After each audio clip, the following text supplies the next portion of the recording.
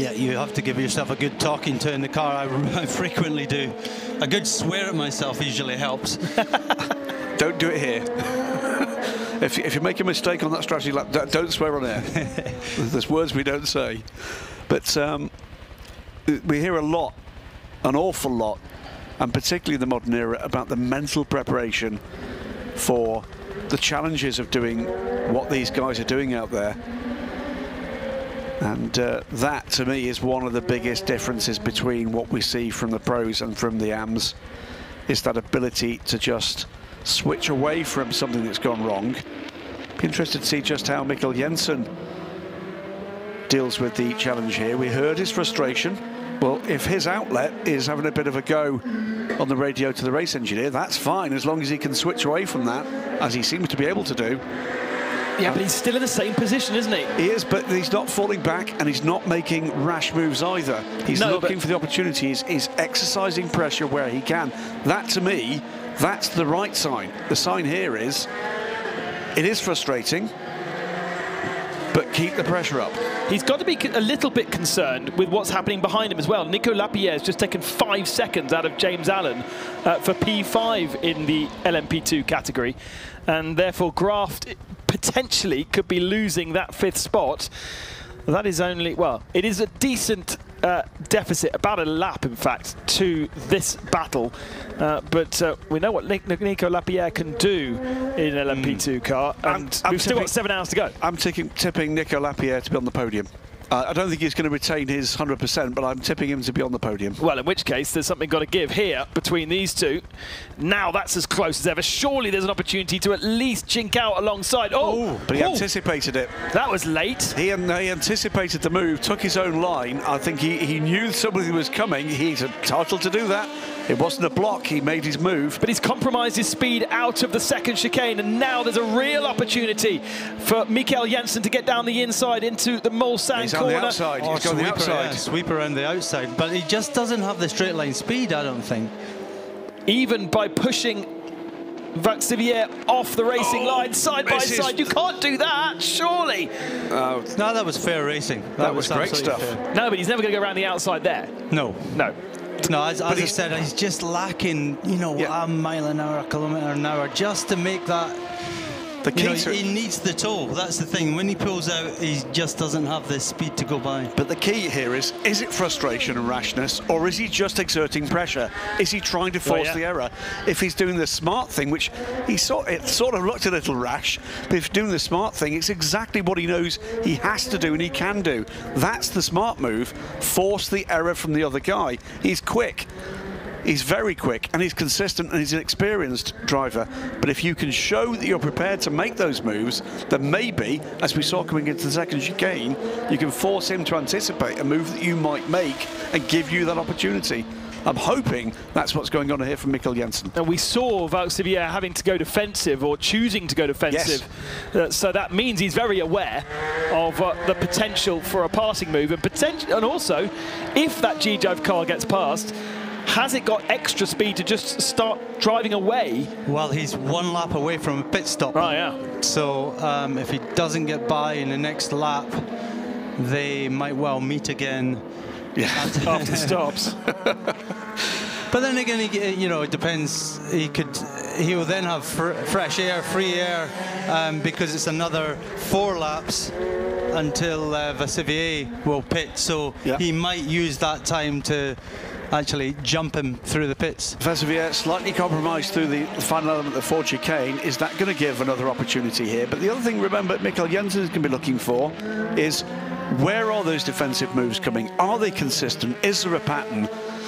Does that present an opportunity either into, through, or out of a corner?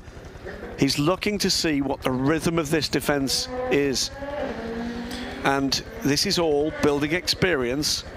These are the guys, remember, he's going to have to deal with for the next phase of his career. Mathieu Vaxivière is a few years down the line of the career path that Mikkel Jensen is embarking upon now. And he's going to have to get to grips with guys of this quality. He's doing that right now. You know, the other thing that's going to change, I just watched the cars coming through Tête Rouge there, is that we've got daylight. Yep. We've had no warnings for a long time, all the way through the darkness. And then all of a sudden, there, haven't you? There's a racing driver for you. all of a sudden, they can see again. The race that it's almost comedic when it happens is the Spa 24 hours. There's no warnings at all, absolutely nothing overnight. Get to 7 in the morning, and it's like a teleprinter. Yeah, the commissaire has woken up and absolutely is observing once again. Good morning also to our helicopter, who's back up in the sky and giving us these amazing shots early morning. Is it the chopper or is it the Yeah, it is. I just saw it come past our window. I was waiting to see it come past the window before saying that. Is the blimp flying at this time of the morning as well? I see no reason why it shouldn't. No. I mean, yeah, don't get me on the blimp. Oh, wow. wow. Or do get me on the blimp again, because it's fantastic. Just as long as Mr. Jean-Todt doesn't delay your exit. So yes. Thanks, Sean. So not close enough this time, anyway. I think he's resigned himself to... But this time, better. I think he got a better run through there. Now, has he got the better exit speed here? He's still not close enough, though, is he? Aston Martin further down the road. Could come into play in Arnage, that Aston Martin. It could. But not a difficult braking zone to make a pass through into Indianapolis, such as that kink in the braking zone.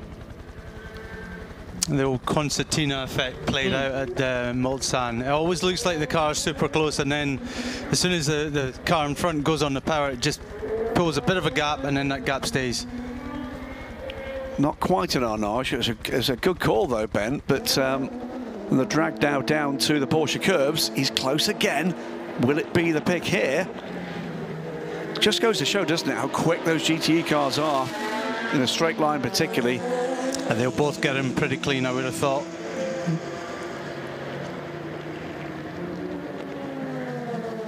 Now this... I do expect... Jensen in this time? Jensen in this time, that's right.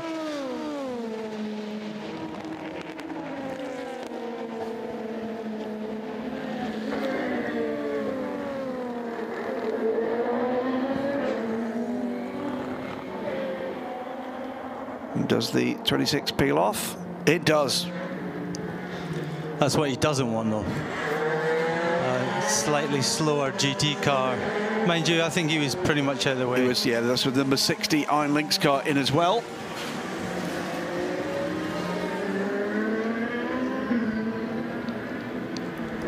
So how's Lapierre getting on? How close is he now? 5 seconds away from the back of James Allen. On average, the last 2 stints, he's taken 3 seconds per lap, and that's for pretty much 20 laps. Allen's able to put in a good lap time, but he's not got the consistency in doing that Nico Lapierre has shown through this stint.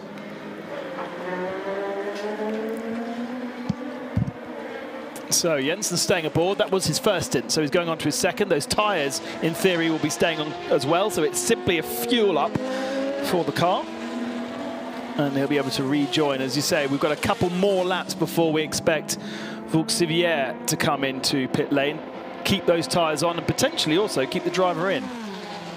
Hearing from Porsche, by the way, the 92 car has had continuing problems with rear lights, and that's led to another out-of-sequence stop for the already troubled 92. It's not been the Le Mans 24 hours that Porsche would have wanted. Not miserable. And that started early. Yeah. No pace. No pace, that's completely ridiculous thing to say. No pace compared to the pace able to be put in by Ferrari and Aston Martin. They were not going to win this race on pace. That was clear very early on. But in addition to that, power steering problems, I think, for both cars, from memory. So Porsche not in the fight right now. 5 cars in the train in GTE Pro. Pit stops owed to us by Graf and by Cool Racing. Cool Racing with a short pit stop next time through. They may well do a triple on those tyres, whereas you'd expect Graf to need to change the tyres. We see our leader in pits. Yep, number 8 car is in the pits. So Boemi stays aboard. Could have sat in the chair there, mate. Some of the heroes of this race. Look at some of the incidents we've seen, some of the work that's been done to turn things around. And much as we like to see these shots,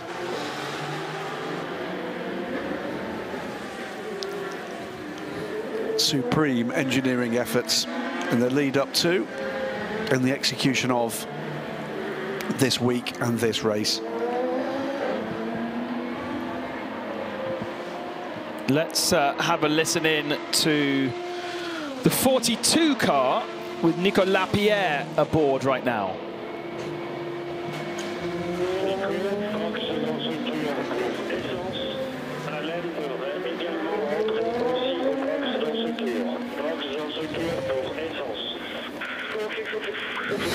So coming in this lap for fuel. Translation from my limited French. Yep. So again, as predicted by both of you. And he's still pumping in the fast laps. Look, 3:29.5 the last time through for Nico Lapierre. Great lap time, and 2.5 seconds. He can obviously see the So 24 Haspai graph.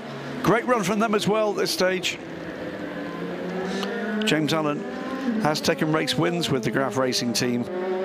Have they been doing Le Mans Series? Have they been doing 4 stints on these tyres? I'd have to look at the computer that's at the other end of the box here, but the answer is... Because if they haven't, James Allen is going to have a full service here. And Nico's not, and that will definitely put Cool Racing up a position.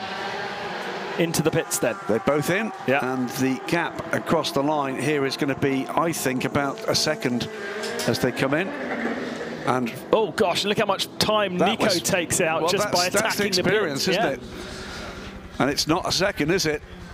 So let's keep an eye then on So 24. We know the strategy for Nico Lapierre is fuel only, but what is it for the Graph team? They put in first. 4/10 was the gap across the line. I see tyres down at Graph. Usually we see tyres anyway on the apron, but There's same tyres thing. there, yeah. But you did. I didn't hear tyres, did you? Nope. No, Michelin Man is there to check pressures and to check wear rate. Something going on inside the cockpit for both of the cars, actually. Yeah. What is going on there? Is that just a lap belt? Yeah, tuning to the breakfast show. Right, so no tyres by the looks of things from the body language and the mechanics over at Cool Racing. Body language here at Graph. I'd suggest they are doing tyres. They are doing tyres at Graph. So this is going to put Nico Lapierre up into 5th position. James Allen will lose that spot. And he's away. The answer to Vassivier, he is on his 3rd stint, and if I'm looking back through their rotation, those drivers are only doing 3 stints. So unless he change it. Yeah, so triple on the tyres as well. Yeah.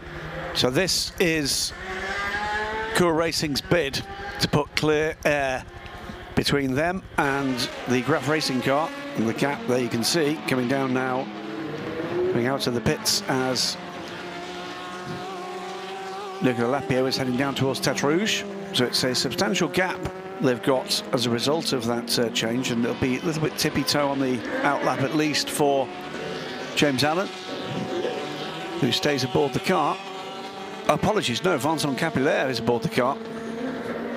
So one of our 3 Le Mans-born drivers in the car that is backed by businesses from this region.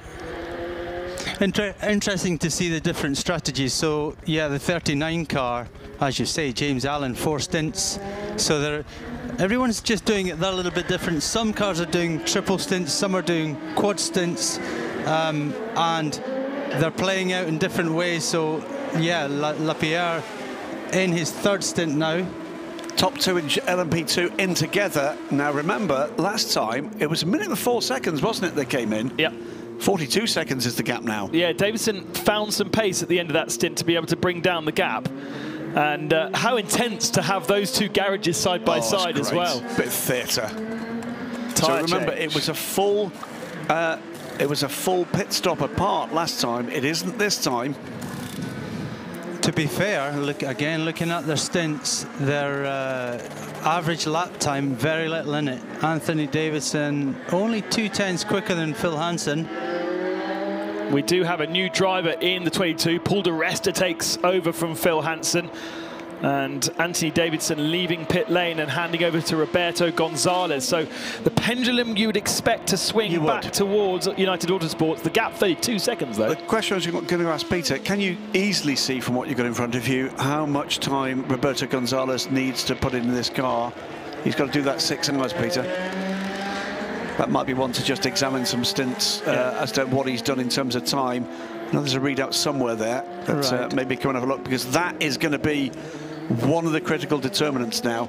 Because remember, the two drivers we're measuring in terms of the lower ranked driver that have got to do that 6 hours, Phil Hansen won't be a problem. He's perfectly happy where he is right now. Roberto Gonzalez will not be able to deliver the lap times that Phil Hansen will. No? No. You are only as strong as your weakest link. There you go. Quick, don't get me wrong, a darn sight quicker than I am. But then again, I suspect my husky is probably quicker than I am. But in some circumstances, palpably so. Dinner time, for instance.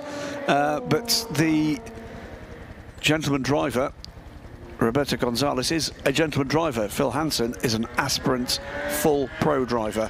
Looking forward to gold status next season and looking forward to what opportunities and challenges that produces. Phil Hansen is 2 to 3 seconds a lap faster. There you go. On average. In the night, anyway. Yeah. So, but obviously might be a little bit less in the daytime. Yeah, we're going to start to see a number of the gentleman drivers start to get into these cars now as we're getting back to, well, if not full light, they're going to be driving into that full light. Now, well, we're going to get another bit of difference here. And you know what, Ben? Looking at, above us across the aerodrome, clouds are gathering. Yeah, and that would make sense on the radar that I saw, that there was going to be a little rain shower that would gather to the north-ish of the track and skim us. So that would make sense. But ultimately, the sun is rising down at Mulsanne, and it seems to be pretty high cloud and pretty beautiful. Yep. I'm going to say thank you right now, and thank you to the oracle of sports car racing, Dr. Jana Swinfen, who's with us across in the United States at the moment. And that burning question, when was the last time a car was excluded for outside assistance here at the Le Mans 24 Hours? He has been digging in the history books. He's been digging in these elderly laptop, and it's 1994. Wow. It was the number 51 Callaway Corvette. That was the last time. The 51. Be interested to find out what outside assistance they got. Probably a full kind of garage lift. Rear axle taken out or something like that. But thank you very much, Janos. That's much appreciated. I know there's been a number of people around the world on social media racking their brains. You've beaten them to it. Again, the Forest S's. Throw those challenging questions at us on Twitter and somehow we will find an answer for you. By the way, I always love to see that site first thing in the morning for a very personal reason. And the reason I like to see that is because it's that site that inspired the Daily Sports Car logo. That is the S in DSC. A very different site, though, for 2020. The functioning city of Le Mans without the 250,000 fans that flock as pilgrimage each year to the event. And plus, actually, not probably plus 250,000. Well, by the look of things on social media, a fair number of them with us in spirit and from distance, and you are very welcome. Good morning if you're just joining us after getting some sleep. Sensible people. Huge traffic on social media, lots of cracking questions coming our way. Alan McNish has just joined us in the booth. Let's wake him up with some difficult ones, shall we? I think we should, shortly. As we did to you. Absolutely. But just joining us for a bit of a download as to what's been going on while you guys have been crunching through the nighttime hours and I've been coming into dawn here. Some engaging battles developing. LMP2 looks great. GTE Pro between Harry Tincknell and James Collado now in the Chasing 51 car. That gap under 10 seconds, that's been a cracker through the night and into the morning, with Harry Tincknell finally making that move to get by the Ferrari. Then unable to pull away from Daniel Serra, but now that gap is beginning to open up a little. GTM, dramas for the number 98 car, suspension problems, and Paul Delana, it looks like, yet again, this race has dealt him cards he wasn't hoping to get. That battle in GTE Pro is now slight advantage James Collado in that he has new tyres to Harry Tincknell's slightly older tyres, as Toyota gets slightly bulked through the Ford chicane. We've got a yellow flag at the first chicane where the Toyota is coming in now. Oh no, and it's Fritz van Aert who has got himself beached in the gravel. We've seen plenty of cars go off at funny angles at that first chicane, and Fritz has just added himself to the list. Nick de Vries, one of the fastest men in the LMP2 category here at Le Mans this year, and handing over the car to the gentleman owner, and unfortunately he has beached it. It's not been a very good 24 hours for Fritz, for Jumbo, both in the 24 hours of Le Mans and also in the Tour de France. It looks like he's going to lose that too. Kit break! Oh. It's the second time we've seen that over the weekend, isn't it? Oh. There's another car did exactly the same thing. When you spin, put your foot on the brake. They say it in indoor karting when you go for a stag do. When you spin, put your foot on the brake, don't roll back into the traffic. It's a GT car, wasn't it, the other one, Peter? Yeah, I'm trying to think which one it was. It's a Porsche. Was it Dempsey Porsche? We also saw the car guy Ferrari off at a very weird angle there. You're absolutely right. It was the car guy car, the one I was thinking of. That was the one. Another one, the cars sadly we've lost overnight. And once we get a bit of a moment, we'll run through for anybody joining us over Croissant. So the P2 26 car 31, they have rotated now. Mikkel Jensen has now got by. They've changed driver from Vasevier to Julien Canal in the 31 car, so Mikkel Jensen up to third place. Nico Lapierre well, comprehensively ahead now of Vincent Capillaire. So Lapierre between two of our Le Mans citizens. Yeah, Nico Lapierre now has a bit of a no man's land to deal with, hasn't he? Because he's quite a way back, about a lap back from Julien Canal in the Panis Racing number 4. And about half a minute ahead of the Graf car. But remember that pendulum can swing the other way. There is still 6 hours and 38 minutes. This race has seemed to pass by incredibly quickly. Yes. You've been working overnight. It probably doesn't feel quite that way. No, it doesn't. No, actually, I feel very refreshed considering the time in the morning. There's been a lot to think about, and it's not just been attrition. The great thing about this race in the classes certainly is there's been battles and battles for very significant positions for hour after hour after hour. And yes, bad luck for some of those cars. The 32 car dropping back with that fractured oil line.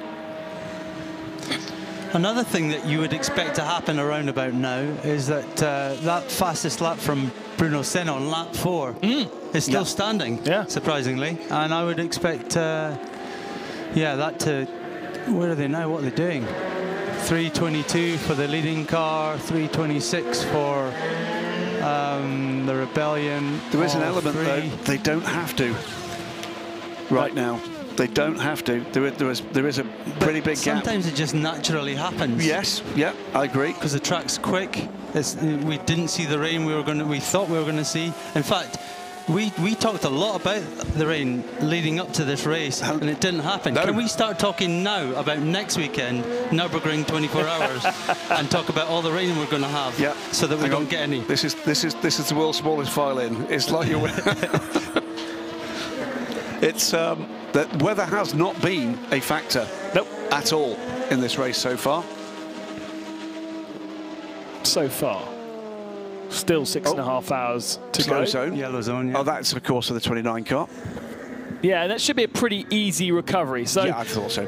Toyota leads Rebellion and Rebellion with a double podium on the course at the moment. The 7 car losing half an hour after a turbo issue.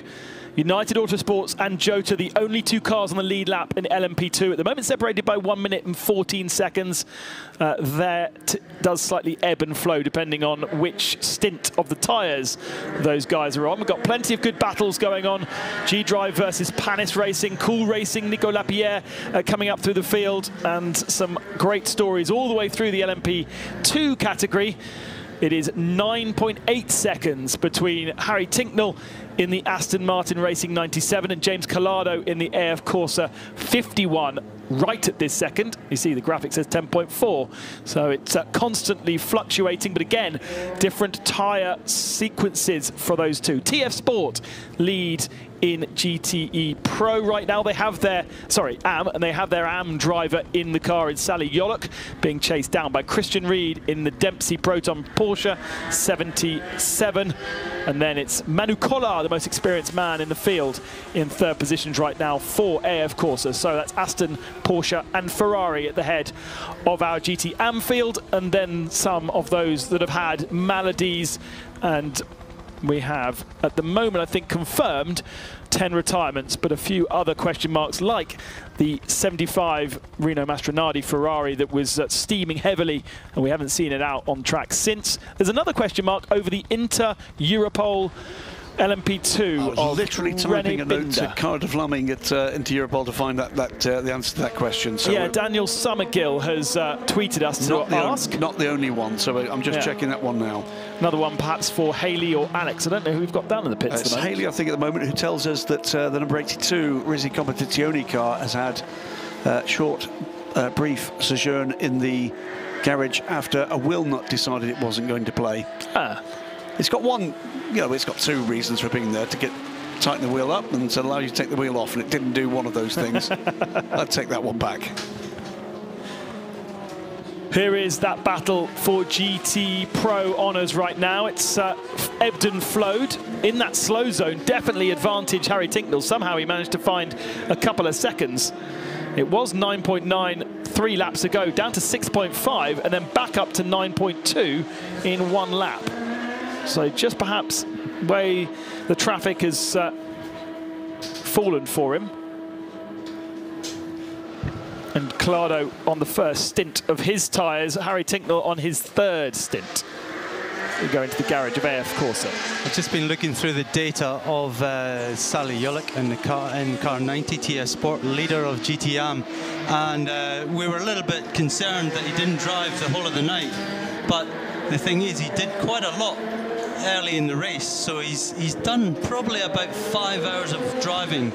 So after the stint, if he did one more, he would probably qualify for his 6 hours, and if that car was challenged up front, they could stick the pro drivers in and repeat that challenge. For those of you who are excited about records, get less excited. And we're about, on average, if everything goes to plan, 16 laps behind the lap record distance set a few years ago. And we are also 2 laps behind last year's lap distance. So those big safety car periods in the middle of the night have slightly scuppered your desire for a record. We thought it would be rain. It wasn't rain. It was safety cars. There you go. So back to green flag racing. We've recovered Fritz van Aert from the gravel. That was an easy enough grab and drag.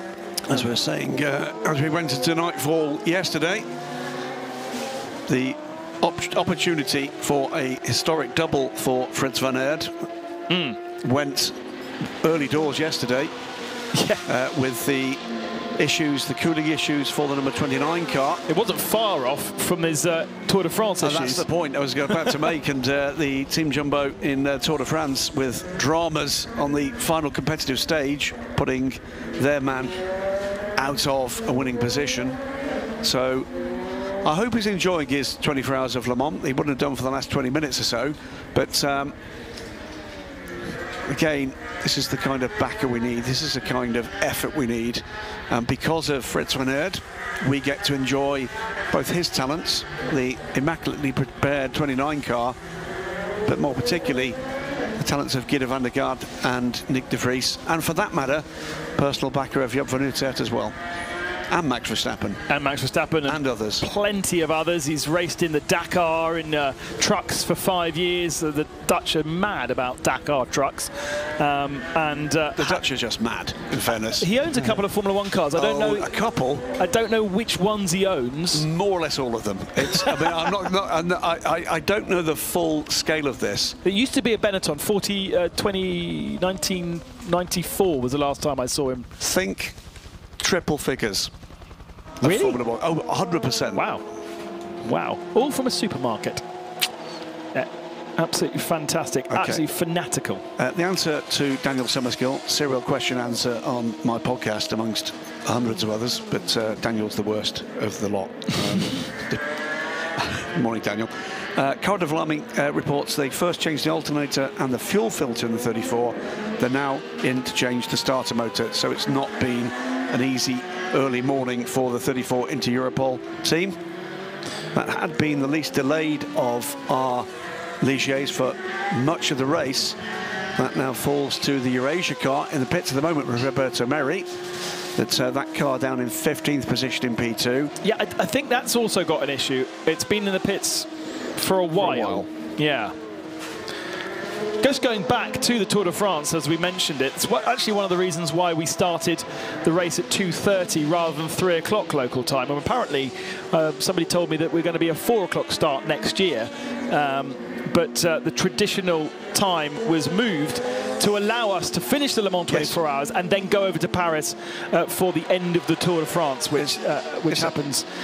It's a hell of a day of sport here in France, isn't it? Yeah, and allows all the TV channels as well to be able to cover both of them. That's really the most important thing. It's not about people enjoying it here and then running over to Paris. It's I have to say, I've thoroughly enjoyed the 2:30 start here. I would have no objections to a 2:30 start in the future. And as I said when I came into the commentary box, I've really enjoyed the September race. Yeah. The different climate has been very, very interesting. And I'd imagine that the drivers have enjoyed the earlier start as well, because once you're here and you're committed, and it's like, let's just get going, let's just get started.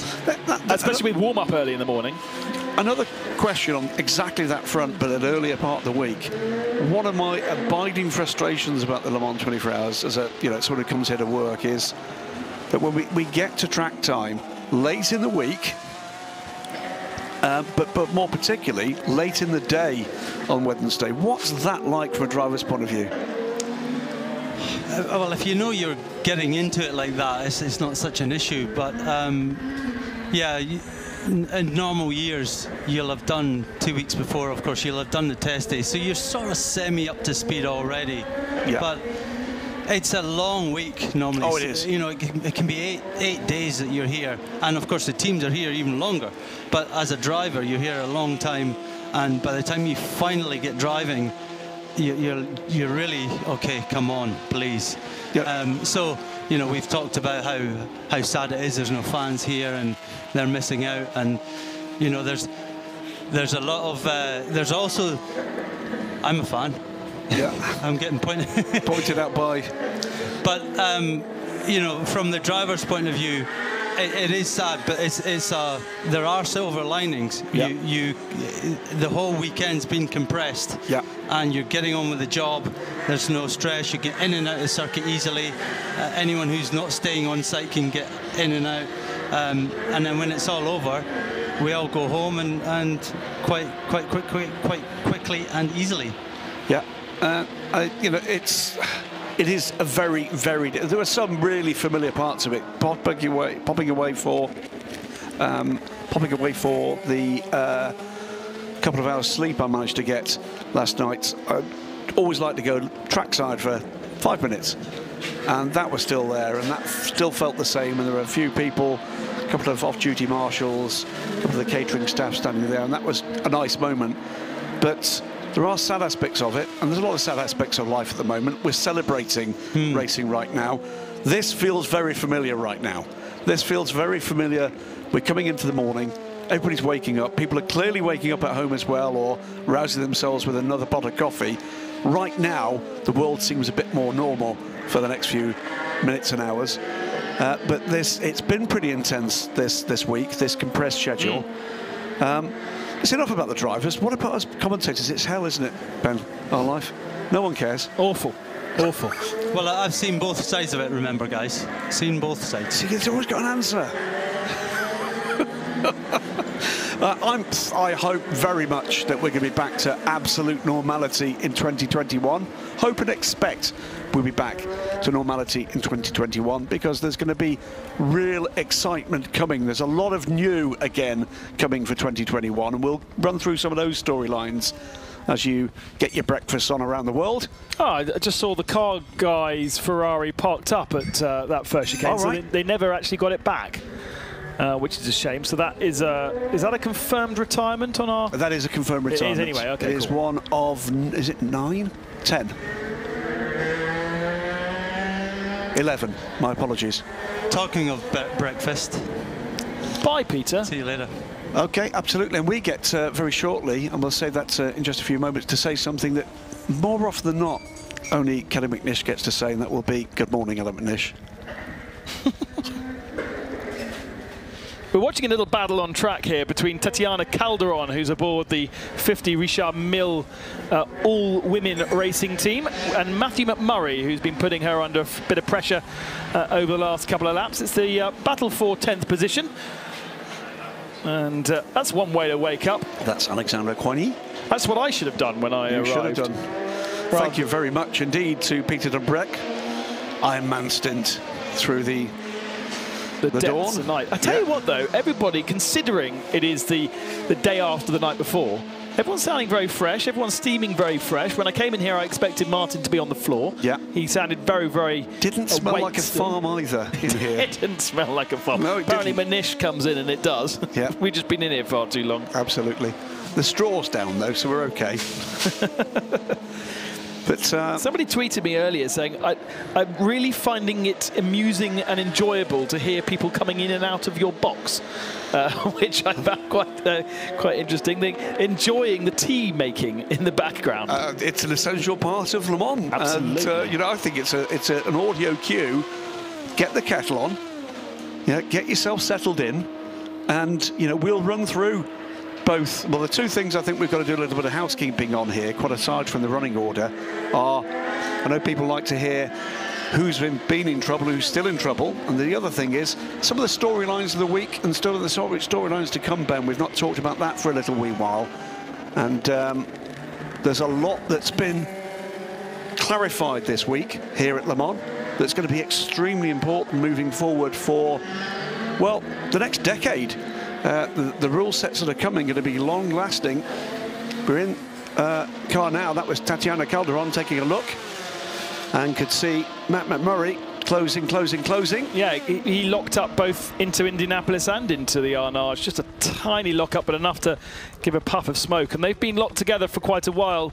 And Calderon holding steady. Two good-looking cars, this, by the way. This kind of cherry red, kind of pearlescent red Richard Mille Oreca, the 50 car, and an excellent livery on the... Oh, she's been very compromised there, and McMurray will take that. Yeah, yes. Look at that, bullied into... That was experience telling. Yeah, that was all that was. Absolutely experience telling. Remember, okay, Tatiana Calderon, more experience of... And John Falb enjoyed that. More experience. She's still behind him. She is still behind him. That's just knocked her off the rhythm, hasn't it? She's just going to gather herself. That's the right thing to do. No panic. It's happened. Get on with it. Tatiana with more experience in endurance racing, mixed class endurance racing than her co-drivers. But up until this year, mainly in GT cars. The traffic is therefore still something that's going to take some getting used to. But look at the gap there. Here we go. This again. Should have, well, there wasn't really space, was there? But should have gone a bit further aggressive and left. And by the time she did so, Matt McMurray was able to squeeze through the both of them. And then through the Ford chicane, she stayed there. She did. Yeah, there was the ability to carry on and get to the left-hand side straight away there, wasn't there? So Giulio Perfetti, by the way, who is in 4th position in that hotly contested GTM class, a minute behind Christian Reed. John Falb there. Another man that, by the way, that's made his way up this ladder LMP3 champion in the European Le Mans Series some years ago, now LMP2, and one of the quicker of the bronze drivers. Every position counts to each one of these teams out there. They are fighting for all that they can. As we take a look into the Aston Martin garage, Harry Tincknell leads James Calado now by 1.6 seconds at the head of the GTE Pro category, with Richard Westbrook in third. Morning, Alan. Good morning. Quick question. We are at 6 in the morning. This isn't 10 o'clock at night or anything else, because that particular comment that you've just made, I think, has been a constant theme through the night between the Aston Martin and the Ferrari. Depending on the tyre stops where they are, one's ahead of the other. Crikey me. It's Formula Deja Vu. We've said it before about GTE Pro, and it is that. It just carries on, and it's been head-to-head, wheel-to-wheel, absolutely fantastic entertainment. There can only be one winner, though. That's the thing. Yeah, yeah. And both of them, I think, actually deserve something out of this race. Absolutely. There's no question. And, you know, we had two, well, carbon copy moves, really, didn't we, for the number 97 car on the Ferrari. First of them came from Maxime Martin into the second chicane. The next one, almost exactly the same move, Harry Tincknell and Daniel Serra. Great stuff from every driver in both cars. And that's how the Aston got ahead of the Ferrari. Yes. Okay. I missed that. Yep. But we also have a slight split in strategy with... Yes, one tyre step. Yeah. So it ebbs and flows. United Autosports have now got a 1 minute and 5 second advantage again. So it dropped down to 44 seconds before the pit stops, but it's now back out to 1:05 with Roberto Gonzalez unable to keep the pace of Paul di Resta. Here comes Harry Tincknell into the pit lane. He's going to hand the car over to Alex Lynn. And presumably also get a new set of boots on that car, because they're limited to 2 stints in the GT category. Really? I think that's what you said yesterday. I didn't say that. No? Okay. No, I recall someone else said it, and I thought I'd go and check that because it didn't sound right, and I didn't, so I apologise.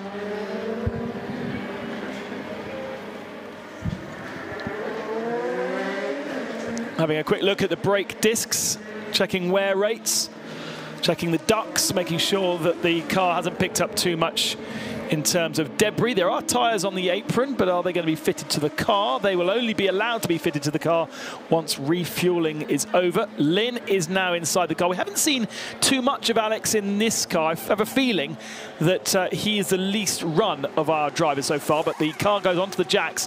A full service then for the Aston Martin after just 2 stints on those tyres. It gets a new set. Plenty of brake dust coming out of the Aston and back underway again. So the next stop for the Ferrari will be a fuel-only stop, and then it'll be slight advantage to James Calado. So back out into the fray, Alex Lynn aboard the number 97 car. Yeah, hard work brakes there, weren't they, in what was a excellent stint from Harry Tincknell. Hearing just a little while ago from Peter Dumbreck what it's like to just slot yourself into a well-established GT team here. Season-long effort for the other 2 drivers, and of course Harry, the additional driver here.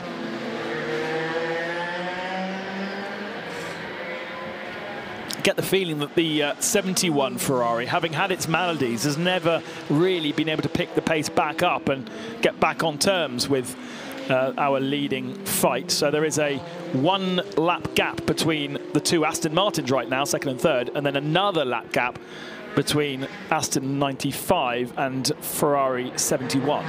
Sunshine now playing over the Ford chicane, and as Hilly Edmonds popped in for a refreshing brew this morning, as she opened the door behind us, the booth absolutely flooded with sunlight. It's going to be a glorious morning here, and that gathering cloud is still way too high to be of any concern. Yeah.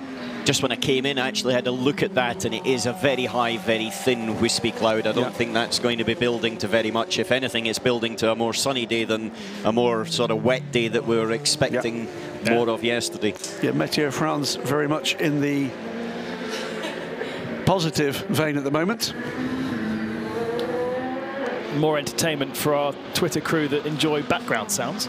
Absolutely. I wonder if the 61's going to let the 51 pass 61 as GTM, and the 51 is in the leader in GTE Pro. And these are the sort of situations that you really don't want to be in if you're in that 51 Collado car, because you just can't really do much about it. The 61's quick enough to be ahead of you, but he's not actually quick enough to be sort of pulling you along. And so this is time that's dribbling you away that you will see when you come to the pit stop, because I would expect James Collado to pit at the end of this lap, and he's got 2 more before he dives in. Now the 61 pulls to the side and lets the sister Ferrari go. Of course, for the most part, they're on the same piece of track, so they're hitting the same traffic at the same time. Absolutely. But when we have this split, we have potential, the advantage of one, to take the pace out of the other if, in that situation, you get held up by a slower car. And the 97's coming down into Indianapolis, and it's got a real gaggle of GTMs up ahead of it as we see the G drive with Mikkel Jensen. Bit of a start of, I would say, the 24 hours so far for his speed and performance into the pits, fuel only, on his way. Yeah, we heard him a little bit earlier getting frustrated because he was stuck behind the Panis Racing machine for 2-3 stints, and driver getting frustrated on the radio? Outrageous. I'm sure that never happened to your Dale. No, because he used to unplug the radio. We didn't actually check. Interesting to see what kind of pace he was able to do in clear air, because he was doing 32s when he was stuck behind the Panis car with who was aboard that car at that point? Sally Yoluk, by the way, in the pits from the lead of GTE AM. It's Mathieu Vazevier in the car ahead of him, in the Panis car, at that stage. Yes, that's right. And but he kind of alluded to the fact that he could go faster if he could just clear that car. Sally Yoluk, he's got to do 6 hours in this 24. Yeah, we're talking about, has he got, how much more has he got to do? I think he's got one more stint to do in a quick summary that we see here. Be about 1 stint, and I think he'll be clear. Yep, the TF Sports, the number 90 car, in contention for the championship in the WEC, as well as, of course, in contention for this win. What a big result that would be for Tom Ferrier. Another big result for Tom Ferrier. And really, at the moment, he has a decent advantage. Getting through these stints with Sally Yoluk was the danger point, and they still hold on to at least a lap over Christian Reed and the Dempsey Proton 77 car.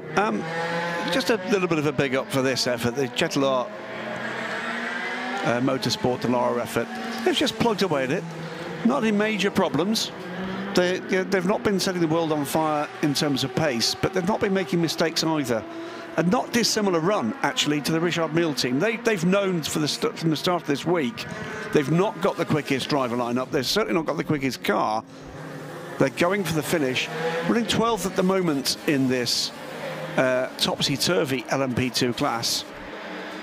And they'll be delighted if they can just haul this back up with a bit of consistency.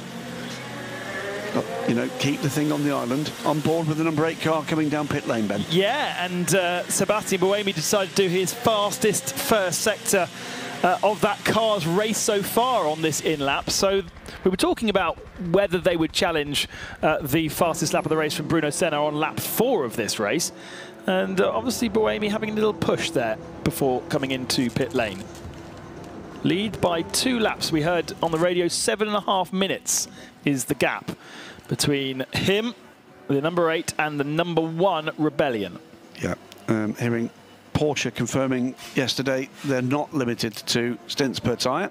So I think that's possibly a misreading somewhere. But it is the most efficient way to get through the race, is the answer. That might be the misinterpretation from someone, somewhere, somehow this week. But we push on.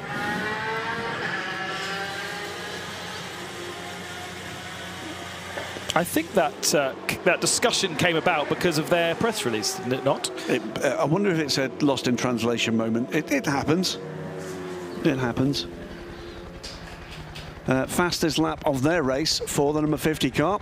10th position as the number 8 car gets back underway. Tatiana Calderon with a 3:32.231. Still pretty trouble-free effort from the Richard Mille Racing team.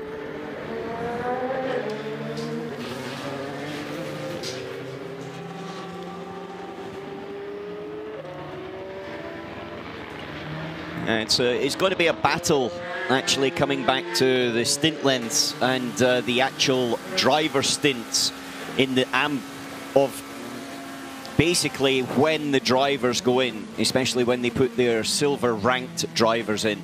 I've got to say that generally when you talk about a silver ranked driver, you think of an amateur and you think of a decent bit off the pace, but the reality is at the moment in this category, and it's the same in LMP2, the silvers at the front are very, very quick. But it looks a little bit like Sally Yollet we were speaking about before. He's got one more stint to do, as we said, but as I understand, the second place car, the Dempsey Proton, their silver's got 2 to do. So there could be a little bit of a separation in there. It's something I'm going to have a little look at the numbers. But really, in the early days, the challenge was only between the 2 Aston Martins, and then we lost the 98 car with suspension issues. It is now running, by the way, 12th in class with Ross Gunn aboard that car. And there was never really anybody on terms with TF Sport other than that other Aston Martin, if my memory serves. Yeah, Ben, you just showed me the source of that confusion with GTA Pro. It is a direct quote from Pascal Zelinden at Porsche in a Porsche press release. I'm guessing, again, it may be something that was marginally lost in translation, but I've certainly not seen that is a rule. My guess is that something that is their selected optimum strategy. Yeah, alternatively, the other thing that does happen is that the tyre manufacturers puts a limitation on. You've got a thing called the camber pressure matrix, which is the maximum amount of camber and the minimum amount of pressure you can have to do X number of stints. If you reduce camber or increase pressure, you can maybe go a little bit longer, one more stint. And if you do it again, you go a little bit longer. Basically, more grip, more wear equals less stints. Less grip, less wear equals more stints. And he could be suggesting along the lines of that Michelin, their tyre supplier, has said, right, for this camber, this pressure, the maximum camber, the minimum pressure, then that is what your stint limitation is at the moment. Yeah. We've had that many times. In fact, I've had that all through my career. So you see, it's not just Mikkel Jensen that's expressing, frustration with, even now, in the depths of retirement from driving, even now he's frustrated by it. Well, it's one of those factors. You came here to the test day and you would do, say, 5 stints on a tyre. Yeah. And then you'd come back 2 weeks later and it rained and different other things had happened, and then you had to redo that whole test again, and it was very frustrating because it wasn't what you wanted to do, especially with red flags, yellows, full course yellows, everything else. But the reality is that was the information the tyre manufacturer needed to be able to give you the performance and also the security and the safety of that tyre. And it comes back to the old adage, you've got to first finish before you finish first. And if you've got a puncture, you've got a suspension failure due to a tyre flapping around or whatever it is, then you're not going to win the race. And ultimately, the bad press falls on the shoulders of the tyre manufacturers rather than anybody else. Well, despite it not necessarily being there. You don't get the driver saying, well, to be honest with you, ran a lot too much camber and far too low in pressure, and that's why I was very fast. But it actually damaged the tyre. You never hear that. Someone that's actually very good on tyres is this man actually leading the race, Paul Di Resta. I think with his Formula 1 experience and especially with the Pirelli tyres they were using at the time where he had to be so sensitive on the right foot, I think it's actually one of the advantages that he has had when he's jumped into this LMP2 car, and especially with the restrictions on tyres they've got 14 sets all the way through this race, is being able to delicately balance on heavy fuel loads when you go out the pits, just how much you push them, and that sensitive feedback. Some people have got it, some people don't, and I think Paul definitely has got it there. The other thing is coming to this car, this is the Jota Sport car, which is a Goodyear shod car in comparison to the Michelin of the United that we saw before, first and second, and that's going to require a different, maybe a slightly different style of driving, slightly different setup. We saw the tyre pressures were a little bit different earlier on, Ben, where they were a little bit higher on this Goodyear tyre in comparison to the Michelins, and so in that respect there is a lot of sensitivities, and that's the thing that the driver, the team, the engineer and the tyre company all have to work to get together. Yep, the lead battle, Paul Di Resta pulling away now, as you'd expect from Roberto Gonzalez. Behind, though, we're back to that battle again. Panis Racing swap places in the pits again. Julien Canal is here, powering down the Mulsanne in the number 31 car. And the last stop for them was very short, 42 seconds. That was obviously just fuel only, and not a full tank of fuel. Not full tank of fuel only. So what was his last stint, Alan? Have you got a moment Sorry, to have a look who? at the 31? 31 was 8 laps. There you go. So he's done. There've been 10 laps all the way through, apart from a short fill. Have they short fueled that car for track position? That's an odd thing to do. It's 2 laps. 2 laps. You get a reduced refueling time of 2 laps, which is probably 2 seconds. Yeah. And you also get a lighter car for. Well, actually, you don't. That part's not true because they've filled it full now. Yeah. If you were to split the race equally to the end and you didn't have to incur an extra stop, you wouldn't put a full tank in, full tank, Yeah. short fill. You would actually fill it to, say, 9 laps worth every single time, because that is actually the most performing way to do the rest of the race. There's too much time for them to be back counting to the finish at this point, so quite why there must have been another issue for the Panis racing car. But either way, Julien Canal is now ahead of the G-Drive car. yeah, if it was a complete stop at a normal time, you would expect the Panis racing car to be behind the G-Drive, but because of that shortened stop, it now is 3.8 seconds to the good, and Mikkel Jensen once again will be staring at the back end of the Panis racing car, as he did for so long as we came through from night into day, and the catalyst for his frustrations early on. Yeah, and I will respond positively to a tweet from Emma Paulet, who says, now's the time to shout out to the translators. After the chat we just had about the Porsche press release, you do a job I can't, Emma. And for those kind of things, I'm always grateful. The fact that we actually get information that we do in multiple languages consecutively is a thing of wonder. Well, which car 51, is 51, this? that was the car. AF Corsa James Collado into the pits, and that's front brakes. Yeah, so the pit stop was 1 minute and 53 seconds long, so only added about 30 seconds to their stop. Can I ask a question? Has the Aston changed discs? Not that we've seen, no. The only Aston we know that did was the 98 car, because when they had the rear suspension failure, they did a full brake change at the same time. And can you please remind me why they had a rear suspension failure? Do we know that? It was broken. It was curb strike? We don't know, but it was the rear cross member. Okay.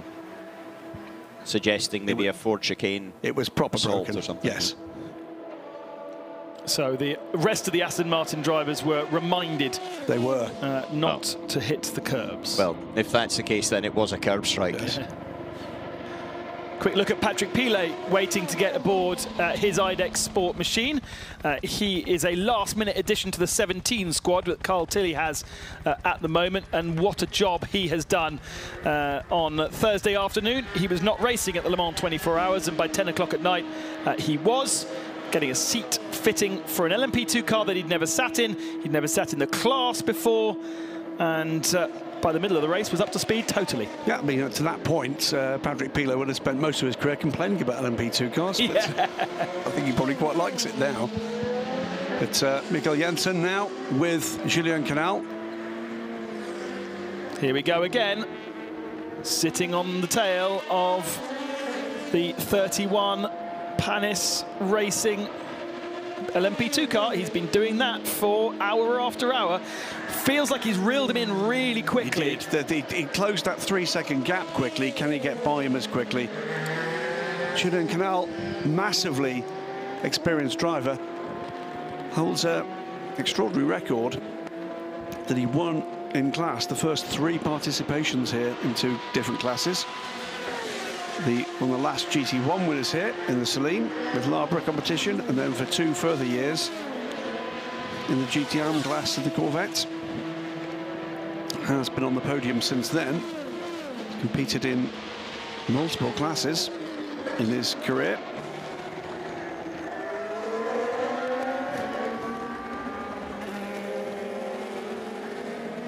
An all-French lineup in that Panis racing car. Olivier Panis was, or is still here. We haven't seen any shots of him, but he was filmed on Thursday night.